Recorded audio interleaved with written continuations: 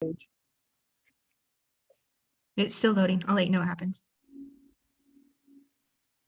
Okay, here it goes. Yes. Oh, it does work.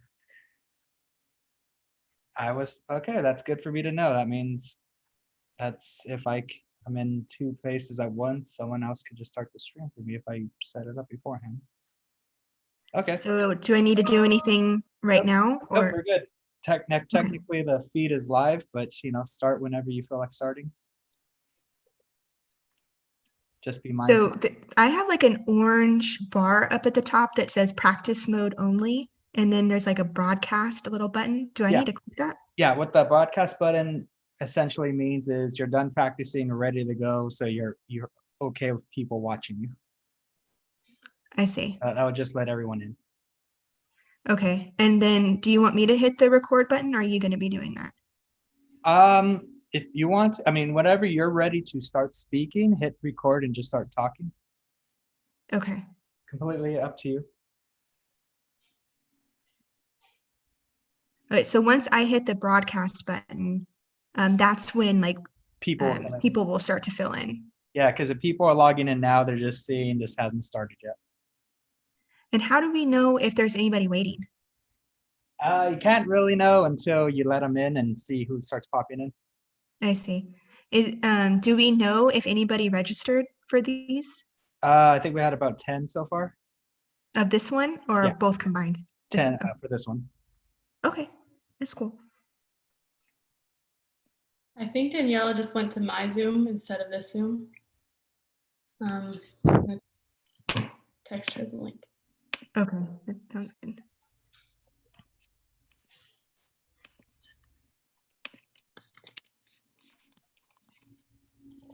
Would you like me to start screen sharing now so that we have that ready? Yeah, good idea. Here, I'll turn my video on too. Yeah. So It's completely up to you guys. So whenever you want to hit the broadcast button, hit record and start talking, completely up to you. We'll wait for Daniela, but we'll get this ready at least. yeah, we need Daniela. So is Facebook Live right now? Like they can hear us? Because I believe Yes, all the live streams could hear everything and see what we're talking about right now. Awesome. That's so funny. Okay, I'm gonna try to call Daniela real quick.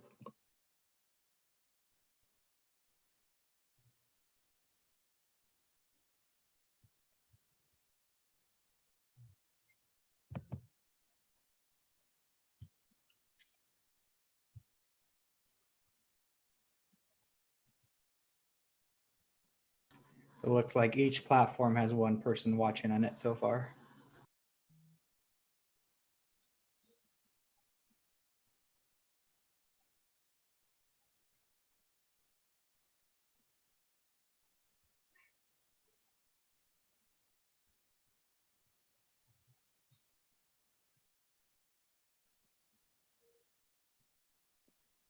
Okay, so when we're ready, all I have to do is just hit the record button. Or do I need to hit something else? This broadcast thing? Yeah, hit broadcasts, hit record, and begin. Got it.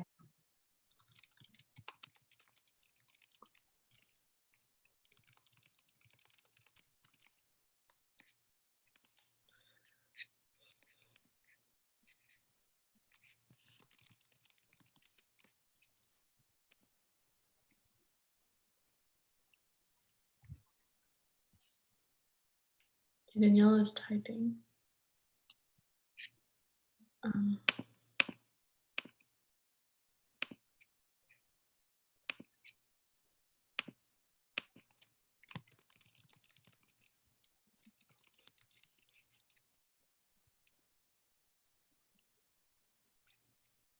She's registered.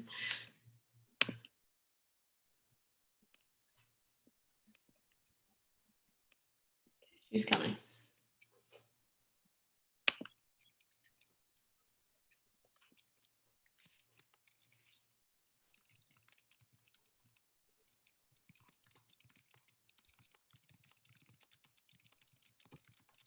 And if Danielle just used a regular link, you could just make her a panelist when she comes in with everyone else. If you just want to go ahead and do it now.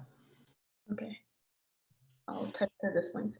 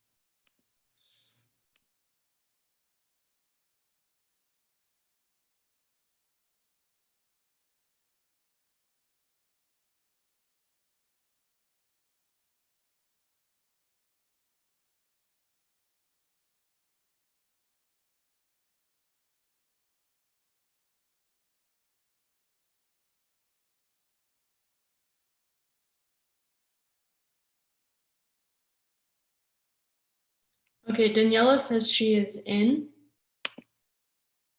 I'm guessing she's not a panelist.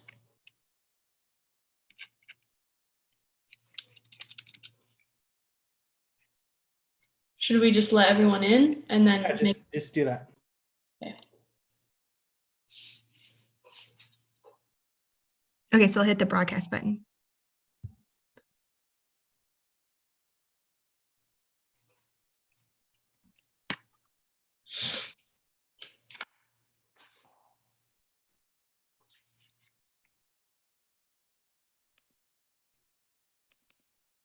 Okay, so we should start seeing people in here, right?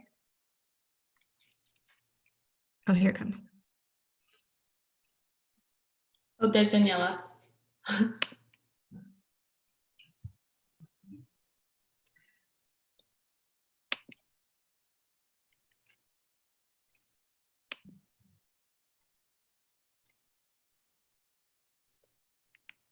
So how do we make Daniela a panelist now?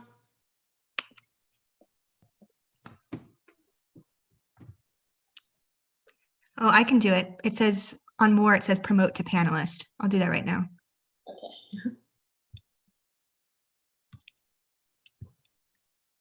Okay. All right. Okay, now I can talk. Okay, so you want me to go ahead and start us off here? Yeah.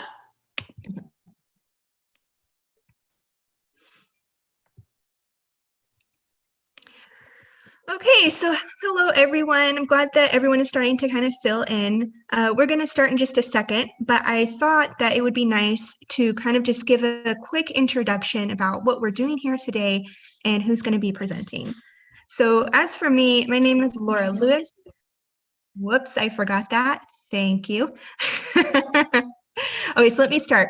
I thought it would be really really helpful to just do a quick introduction and introduce who's going to be speaking today.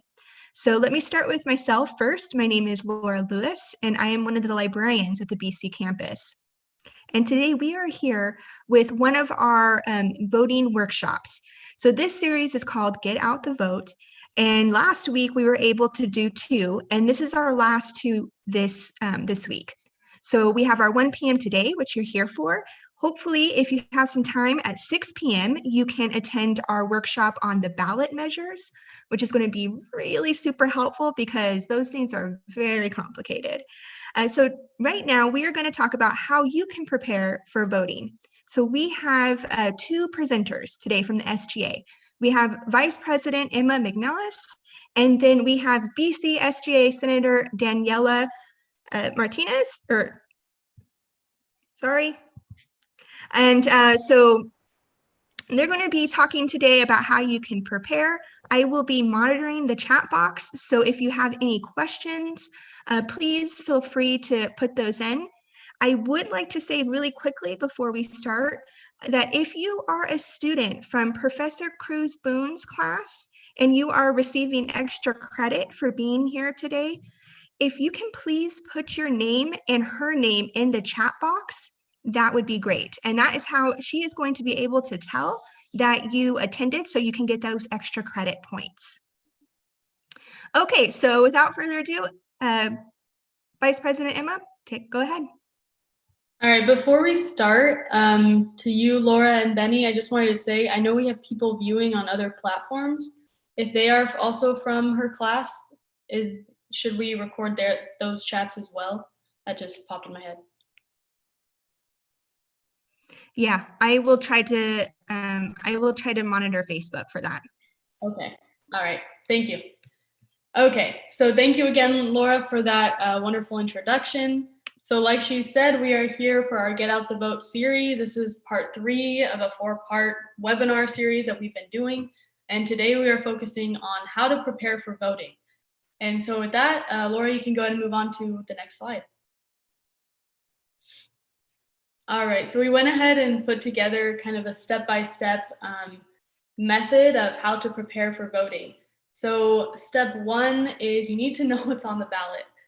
Seems like a no-brainer, but I mean, of course, there's a lot more to vote on than just the president this year. In some cases, we are voting for mayors, district representatives. I believe I am voting on student trustees for the KCCD district. And I just wanted to give you a nice little link. It's for a website called votersedge.org. And this, here, I'm going to go ahead and put it in the chat right now. And this link, when you go to this link, it will ask you to put in your address. And when you put in your address, it will give you literally everything that is going to be on your ballot, from presidential candidates to House of Representative candidates to the trustees that you'll be voting on. And it'll even give you a list of the propositions. And so this is a really helpful website for you to go to know what's going to be on your ballot. And then moving on to step number 2, research your candidates. So I know, believe it or not, some voters still aren't sure of whom they want to vote for. After all, it's, I'm sure we all know by now that it's been a very interesting election season. So to get to know the stance of each candidate, that each candidate takes on issues that matter to you, the previous link that I just sent, Voters Edge, if you go there to look at your ballot, if you actually click on the candidates that are listed, it'll take you to the candidate website that shows, what their positions are on these issues. And it's very helpful to help you know who you're going to vote for ahead of time. And then number 3, find your polling place and hours. So I hope you were able to attend our last week's webinar where we were able to discuss in further detail how to find your polling place. But just in case you weren't able to make it, I will describe it again. So to find your designated locations, you can visit the California Secretary of State's website and use the voting information tool. And I'm going to give you another link. So this is the link that you can use to find your polling place. So if you go there, it's going to ask you to input your home address, and then the website will automatically show you the nearest polling places to you. So it's a very helpful resource. And then number 4, if you did not pre-register, bring the materials needed to register at your polling place. So if you did not get a chance to pre-register to vote before the deadline on October 18th, you will still need to register at the polling place before your vote, which is an option. So to do this, it is important that you bring a valid form of identification with your current name and address. And other options include documents that verify you are currently living at the address you claim. So just remember, if you haven't registered, you do still have a chance to pre-register on election day, but you do need to bring those documents.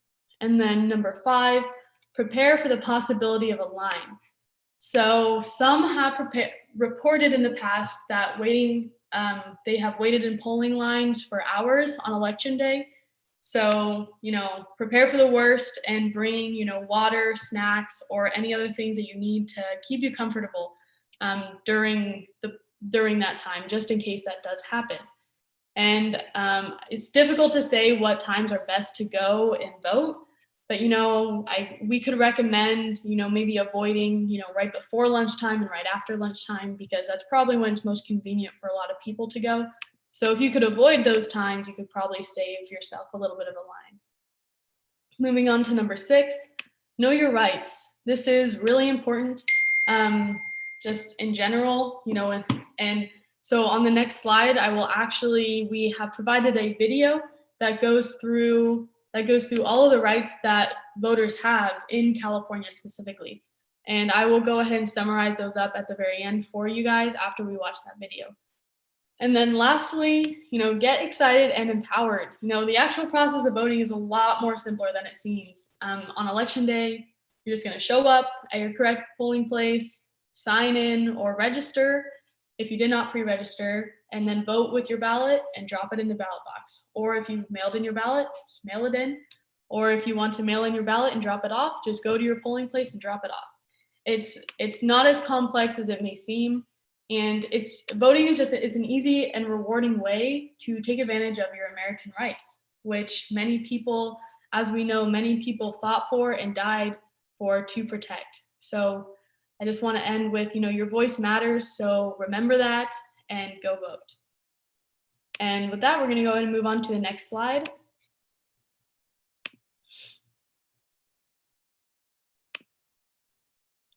Thank you. All right, so what are my rights as a voter? So we're going to go ahead and watch this quick video from the Secretary of State's office that's going to describe our 10 rights for as a voter. If you could go ahead and press play on that, Laura. Thank you. Oh, we cannot hear the sound. Yeah, easy thing to do is just reshare, and before sharing at the bottom, you'll see share sound and optimize for video sharing. Just click those two and then share. Okay, say that again.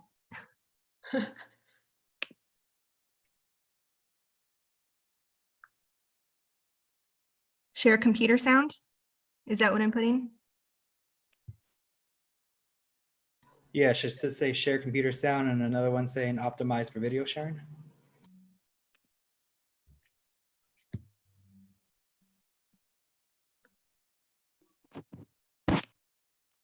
Okay, how is that?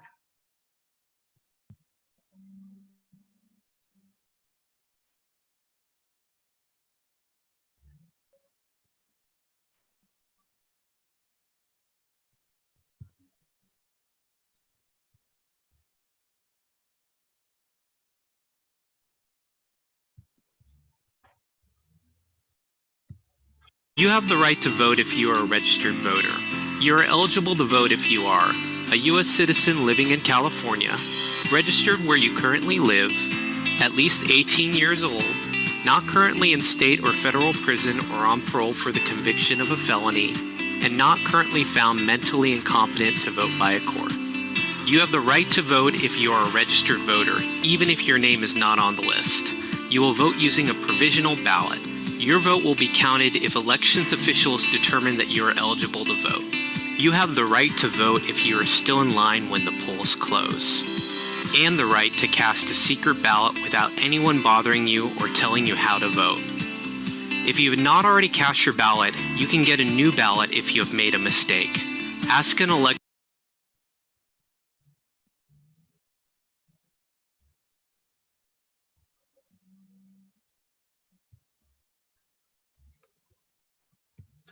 official at a polling place for a new ballot, or exchange your vote by mail ballot for a new one at an elections office or at your polling place, or vote using a provisional ballot. You have the right to get help casting your ballot from anyone you choose, except from your employer or union representative. If you vote by mail, you can drop off your completed vote by mail ballot at any polling place in California. You have the right to get election materials in a language other than English if enough people in your voting precinct speak that language, and the right to ask questions to elections officials about election procedures and watch the election process. You have the right to report any illegal or fraudulent election activity to an elections official or the Secretary of State's office. If you believe you've been denied any of these rights, call the Secretary of State's confidential toll-free voter hotline at 800-345-VOTE. That's 800-345-8683. For more information, visit sos.ca.gov. And be sure to register to vote at registertovote.ca.gov.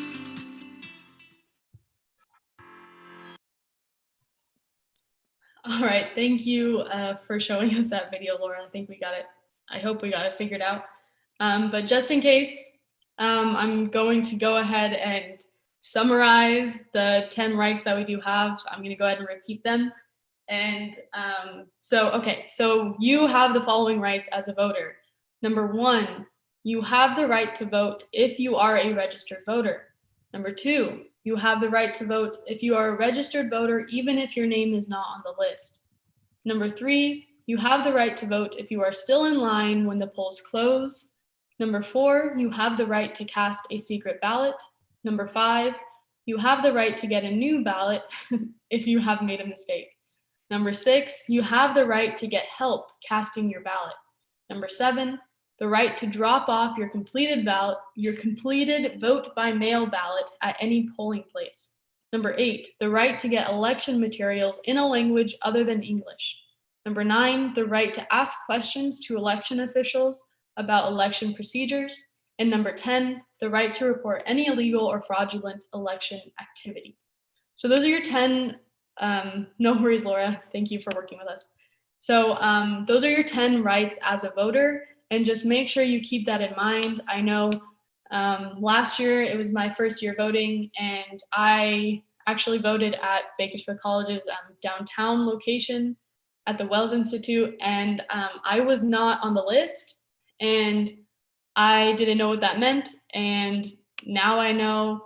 Thankfully, they still let me vote, but if it ever happens that you are not on the list and they try not to let you vote, you have to just know your rights, and you're welcome to tell them, like, it is my right as a California voter to vote even if my name is not on the list for this polling location.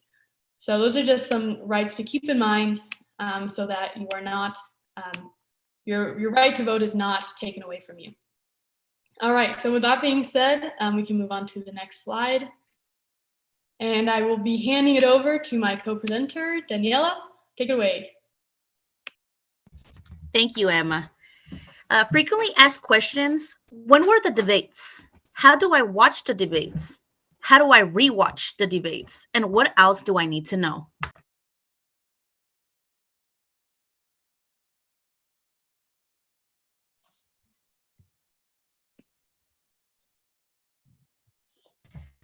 When were the debates? The presidential debates, the very first one was on September 29 in Cleveland.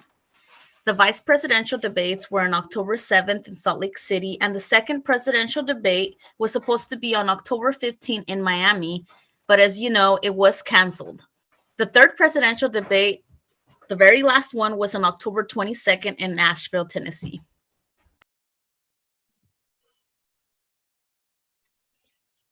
How do I watch the debates? Check out the links below to watch the debates live for free. There's abc.com, PBS NewsHour, and YouTube videos. They were streamed live, and they're available to watch for free.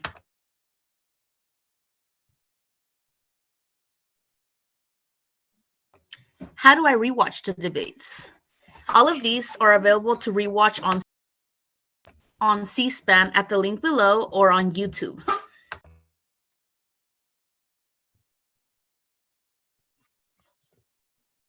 What else do I need to know about the debates? How to fact check the debates. There's factcheck.org, NPR, and PolitiFact. They all fact check the debates live.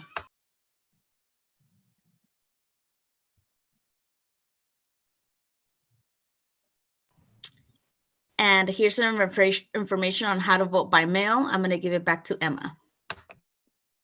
All right, thank you, Daniela, for going over the debates. We recognize that the debates have passed, but a lot of that information you can use for future election years on how to watch the debates. And also, we'd just like to emphasize that if you would like to watch, like Daniela said, if you would like to watch the debates that have already passed before you vote, like she said, they are available on C-SPAN and on YouTube. YouTube's probably the easier one for everyone to access. So if you just look up the presidential debates, you will be able to find them on there. So that's just something we'd like to emphasize. And so with that, we're going to go ahead and move on to one of our last few topics is how do I vote by mail? So we are going to, oh yes, and Laura just put her LibGuide in the chat. and you will find plenty of information on how to watch, rewatch, and everything you need to know about the debates, and basically everything you need to know about voting. So all of the information we're covering, yes. So if you go to the debate tab, she has posted the YouTube videos on that tab. So there you go. There's a direct link to watch those debates. Thank you, Laura. All right, so again, with that being said, we're gonna go ahead and move on to how do I vote by mail? So this is another video that we have from the Secretary of State's office that is going to describe the process that is involved with voting by mail in California. So go ahead and press play, Laura. Election officials work hard to maintain the integrity, security, and privacy of elections in California. If you vote by mail, have you ever wondered what happens to your ballot when you send it in? Returned ballots are received at the elections office where they are processed and counted. Each voter's ballot envelope has a unique barcode that gives you credit for voting. This ensures that each voter can only vote once. Every signed ballot envelope is compared to signatures on file for the voter in our database. If your signature matches, your ballot moves on to the next step. The two most common reasons a ballot envelope is challenged are the envelope isn't signed or the signature doesn't match the voter's record. If your signature is missing or does not match your registration record, your county elections office will provide you an opportunity to fix it. When voters' signatures are verified, ballot envelopes are opened and the ballot is removed, unfolded, and prepared for processing through scanners which total up the votes. Results are tabulated and released after the polls close on election night. When you vote by mail, you can be assured that your vote counts and that your ballot is both secure and private. Some counties offer a new service called Where's My Ballot, which provides automatic updates on the status of your vote by mail ballot by email, text message, or voice call. Visit where'smyballot.sos.ca.gov to sign up. And all California voters can find out whether their vote by mail ballot was counted by visiting voterstatus.sos.ca.gov. Alrighty, so that's just a quick rundown on how the vote by mail process works in California. And Laura, if you can move to the next slide. I will now go over the steps as to how you get your vote by mail ballot filled out and sent in correctly. So, and also if you notice at the end, they started talking about Where's My Ballot and Track My Ballot website that you can use. We will address that after I cover how does vote by mail work. So again, all registered voters they were sent a vote by mail ballot for the November 3rd, 2020 general elections. Registered voters do not have to apply for a vote by mail ballot for this election. So usually how normal election processes work is if you want a vote by mail ballot, you do have to apply for it. However, this year, primarily due to the COVID-19 pandemic, vote by mail ballots were automatically sent to all registered voters. So if you were a registered voter or are now, you should have been sent a vote by mail ballot already by mail. And so if you should already have your vote by mail ballot. So with that being said, your first step is to fill out your ballot. Pretty straightforward. And then the second step is that after you ballot, you need to insert your ballot into the envelope provided, making sure that you complete all required information on the envelope. So like they said in the video, you need to make sure that you sign the envelope, because a very common reason that people's vote by mail ballots don't get counted is because voters do not sign their ballot. So with that, we're going to go ahead and move on to step 3, which is you may return your voted ballot by mail, in person, or to a drop box. And Laura, you can go ahead and go to the next slide. Thank you. So number 4, if you are returning your ballot by mail, it must be postmarked on or before Election Day and received by your county elections office no later than 17 days after Election Day. So you have to send in your ballot, at least it must be before Election Day. And as long as you do that, you will be good and your vote should be counted as long as you follow all the steps. And then that brings us to our last step. If you are returning your ballot in person or dropping it in a drop box, It must be delivered no later than the close of the polls at 8 p.m. on November 3rd. So the very last time to drop off your ballot will be 8 p.m. on November 3rd. And with that, Laura, you can move on to the next slide. Okay, so this is the how to track your ballot. We have one last video for you guys. And so this one's on the new Where's My Ballot tool for California voters. And it's really helpful. Just like the other man said in the other video, it is a tool that allows you to see where your ballot is, whether it's been delivered or counted yet. And I'll let the video explain the rest. So you can go ahead and press play on that one. If you vote by mail in California and you want updates on your ballot sent directly to you, sign up for Where's My Ballot. It is easy to set up online and provides the ballot tracking information you want, when and how you want it. Just choose email, text, or voice notifications, your do not disturb times, and preferred language. That's it. When the next election rolls around, you will be alerted to your ballot status, from printed to mailed to received to counted. Visit where'smyballot.sos.ca.gov and sign up today. Alrighty, that is a quick video, but it's pretty straightforward tool, and I'm going to go ahead. The link that is right there on the slide, I'm going to put it in the chat for everyone. So that is the link that you go to sign up for the Where's My Ballot notifications. You know, it's just like receiving updates for your package when it's delivered and when it's in your mail. Same type of deal with your vote by mail ballot. It's the same kind of concept, and it's really helpful, and it's nice to have that and get that notification when your ballot has been delivered and counted. And so with that being said, I believe that concludes the information we have for you. Laura, if you can move to the next slide. Emma, do you mind if I just interject really quickly about tracking your ballot? Yeah, of course, go for it. I just wanted to kind of put this out there on a personal level. I have actually signed up to get my ballot tracked, and I've already voted, and this was really wonderful because I knew exactly when it had come to my mailbox when I got the ballot. So I went and picked it up as soon as I got the text. And then once I sent it in, it like told me every step of the way where it was. And then finally, it let me know that my ballot was indeed received and it was counted. So just in case you're skeptical and you're like, is this going to be really worth it? Just want to say it really made me feel better about the whole process, and it works. You can get it through text or email or both. It's up to you. So I am with Emma here. I really highly recommend that you do it. And just so you know, it takes a matter of minutes to sign up. It's not very long and it's very easy to do. And I think it will make everyone feel a lot more comfortable and safe regarding voting and making sure their ballot gets counted. And I was going to say the exact same thing. I dropped off my ballots at the drop-off box at Bakersfield College this past Saturday.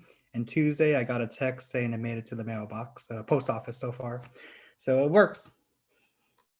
Yes, so it only takes a couple of minutes of your time, and I think it will make everyone feel a lot better about this election.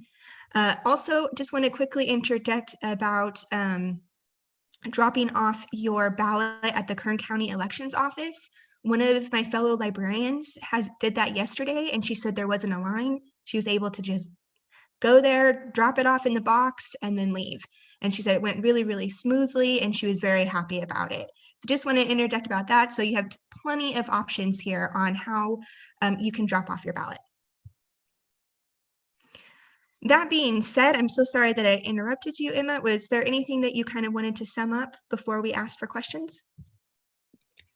No, but I think we covered it. Just get out there and vote, you guys. Okay, so we know that this is a confusing election. We're trying our best to kind of make it a lot more smooth and familiar to everyone. So if you have any questions, please don't hesitate to put them in the chat box. I've been trying to kind of address anything that has come up, but we would be happy to hear from you and answer any questions that you might still have regarding the election. So don't be shy.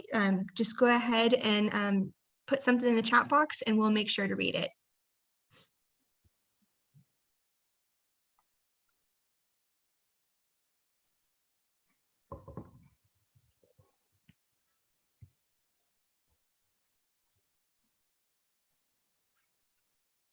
Okay, so I don't see anything so far.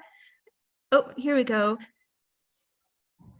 So Aaron Miller is asking, I'm curious how ballots will be secret if one signs up for ballot tracking. Well, your name is going to be on it anyway, and it's going to be, tracked through the post office anyway. It's just that you yourself will know. I don't think it would be able to, someone else would be able to use your name and track it for you. I don't think that would be possible. In order to sign up for it, you do have to put in your personal information. As far as I'm aware, it's a secure process, although I can't necessarily speak to that in terms of like the technical side of it. But from everything that I've heard and researched about it and what I've heard from other people, it's been a really great service. However, I would like to say that if this is something that concerns you, I would definitely call the Kern County Elections Office. I have called them about 6 times so far to get information about these workshops. And they are very friendly and helpful, and they should be able to give you some more technical details about that side of it.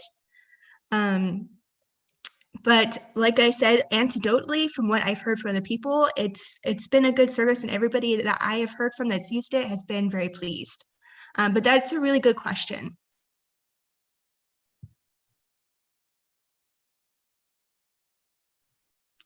I did not realize I was not on video. Sorry about that. But thank you for bringing that up. Is there any other concerns or questions that we have?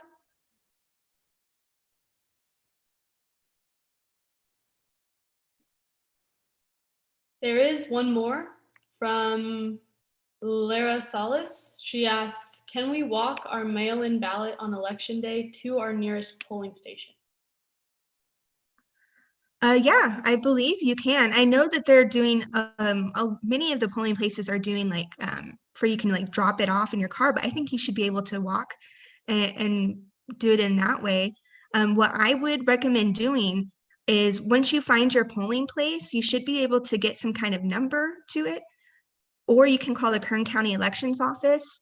And that way you can kind of find out where exactly at your polling place can they just accept like walk-in ballots. But I would think that if you can't do that, you could probably just walk up and there's going to be a poll worker that you can ask and say, hey, where can I just give this? It's already filled out and finished. Yeah, you could actually drop it off. You can drop it off at your closest polling location. You just don't want to drop it off like you could actually drop it off, I think, at the elections office that day, the one on Truxton. Yes, that I do know. There is like an outside like box that you can put it in, and then there's one inside the actual office as well. And that's what I've been told from the elections office. Thank you, Dan. Do you know if there's like a box at the polling place, or do you have to wait in line and give it to like a poll worker? Do you know that? I'm not sure, but I think there would be a box to drop off on, but I don't know if you have to wait in line or I have to call them for that. Yeah, so that's definitely something to call and look into. I will call myself and I will try to put that information on my guide. So I'm going to put it in the chat box again. So if you would like to save this link and keep looking for updates on the voting option tab. Laura, do you think you could also put the phone number for the Kern County Elections Office as well? Yeah, let me look that up really quickly. Okay. I think Joshua has a comment. Can you read that for me? Joshua, yes. Okay, he says maybe mention to not wear candidate merch into the polling sites because it is considered electioneering. I did not know that. That is helpful. Yes, thank you, Josh. That is a fantastic point and something that the elections office told me last time I called. Thank you for bringing that up. That is an important point. So let me explain for those of you that don't know what he's talking about. So one of the things that they ask you when you vote in person on election day is that they do not want you to wear any kind of clothing or item that has the name of a political candidate or a yes or no on a proposition. They don't want to see that when you're voting in person because that could influence other people. So if you have that kind of shirt on and if you go to your polling place with that on, they will ask you to like cover it up or come back later with another, shirt or merchandise on or whatever that you're wearing. So if you have a shirt like that, and you do want to vote on election day, what I would do is wear a sweater, cover it up while you vote, and then that way you can kind of just take your sweater off or something. If you have a hat, take that hat off, that kind of thing. And like I said, it's if you kind of have any kind of political candidate's name on it. So if you have the president's name or Biden's name or like some other candidate, or if you say like, if you have a shirt that says yes on this proposition or no on this, they're going to ask you to change your clothes if you show up with that kind of clothing or merchandise on. So thank you, Josh. I really appreciate you bringing that up.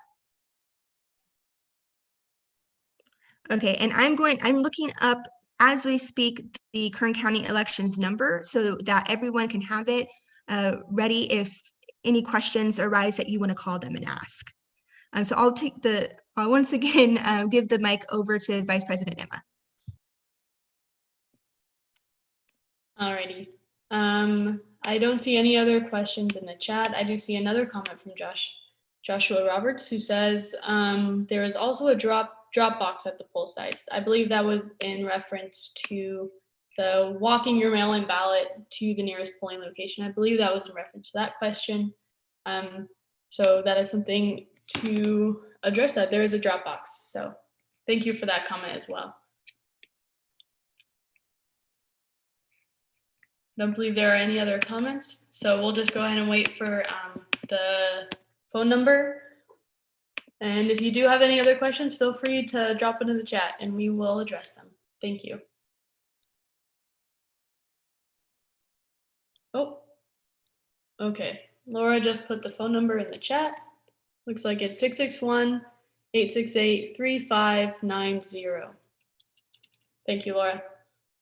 Yeah, and I just want to say again, I have called so many times and they are always so friendly, and I apologize. Sorry for calling again. I think they're getting to know me.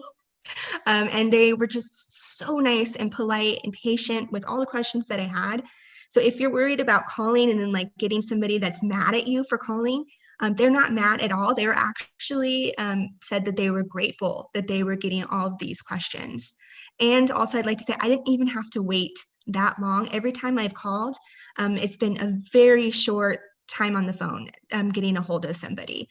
So I can't speak for everybody's experiences, but mine anecdotally they've been great experiences every time I've called. Okay, so I don't see anything kind of coming in the chat box. So if everyone's good, I think we're going to go ahead and end. We want to thank you for attending. This has been great. We also would like to encourage you to attend tonight's presentation at 6 p.m. We are going to be breaking down all of the ballot measures. There's quite a few. It can be very confusing. And so if you are a little intimidated by that and you'd like some extra information, we will be breaking down every one and giving you a ton of links to resources that can further help you get prepared for getting those on your ballot and voting for them. So I just want to say thank you to everybody. Thank you for your patience. We apologize for some of the technical issues that we experienced early on. We really appreciate all of you. Thank you so much. Okay, so can I go ahead and stop the recording? Okay. There we go. Awesome. And for your end, when go back to how you started the live stream, you could just stop the live stream the same way.